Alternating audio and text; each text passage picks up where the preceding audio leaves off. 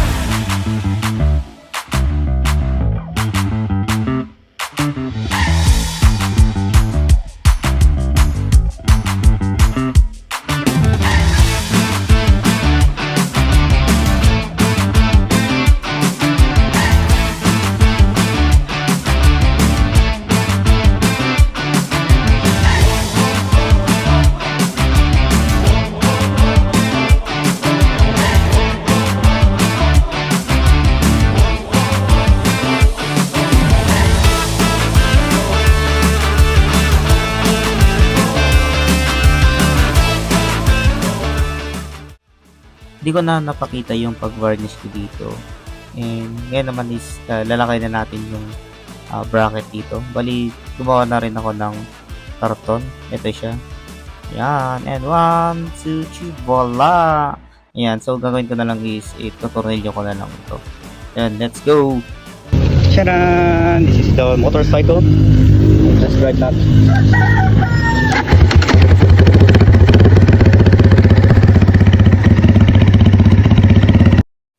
And after pala nito is pumunta kami dito sa Eco Park. Tinawag ko itong kaibigan ko. And kinuha namin itong gitara para tamang chill-chill lang kami. And kanta-kanta. And pakinggan nyo kung kanta namin. I'm gonna sing in the middle of the storm, louder than louder. Gonna hear my praises roar up from the ashes. Open our eyes, that is defeated, the King is alive.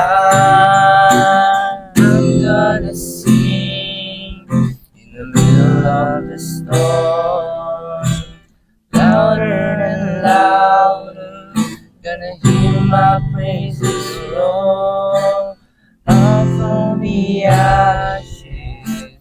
Open our eyes, that is defeated, the King is alive.